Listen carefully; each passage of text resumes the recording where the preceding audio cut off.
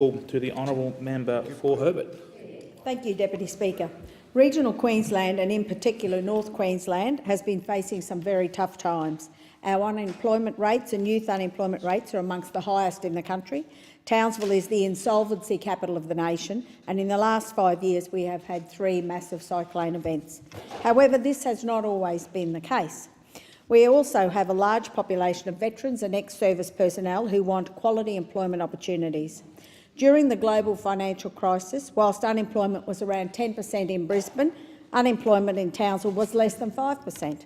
Fortunately, Townsville's economy was diverse enough to survive the GFC.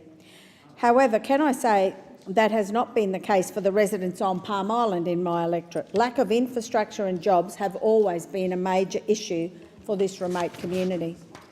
Between 2012 and 2015, regional, rural and remote Queensland experienced the wrath of the Newman LNP government, and now after 4 years of the coalition Abbott-Turnbull governments, Townsville has really felt the significant negative impact, and we are now, as I said, the jobless capital in the nation. LNP governments are not the friends of regional, rural and remote Queensland. This is borne out by recent history and the savage cuts made by LNP state and federal governments. LNP governments have always looked after their city mates at the expense of people living in regional, rural and remote Queensland, especially in First Nation communities. The Turnbull government has done nothing to address the growing rate of inequality in regional, rural and remote Queensland. In fact, they have just added fuel to the fire. Since the GFC, whilst unemployment has been on the decline in Brisbane, wages are on the increase.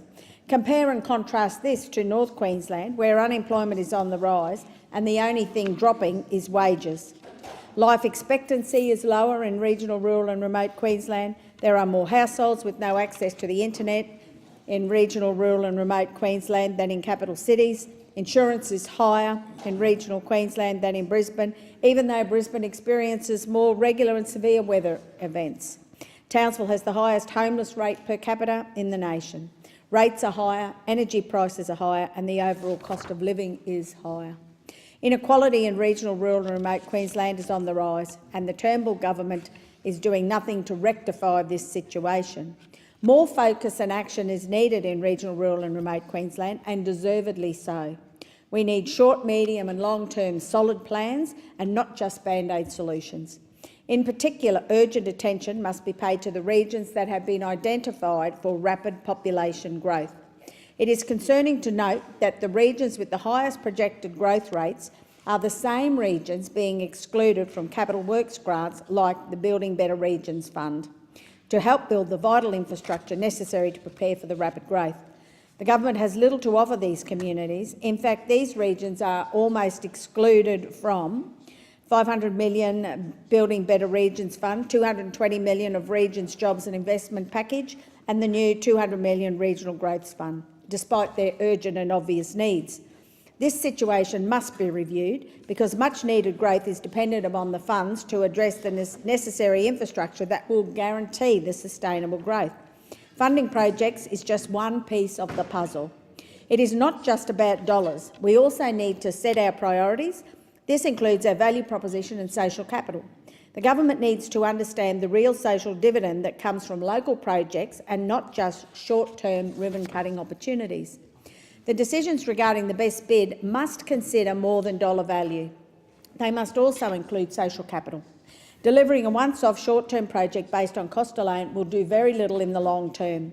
However, the same project that has a genuine local focus, including local jobs, purchasing local resources and services and local manufacturing opportunities that may be slightly higher in cost, will deliver real economic and social benefits in regional communities in the longer term. This will enable local small businesses to build their capacity to create more jobs. Funding that takes these elements into account will build both a strong and growing local economy and a thriving society. Awarding tenders and delivering funding that is focused only on the initial cost and not the broader picture does not take into account the positive flow-on effects for regional communities. The Building Better Regions funding needs to address this crucial focus. The Sunshine Coast is not regional, rural or remote Queensland, and the differences are blindingly obvious.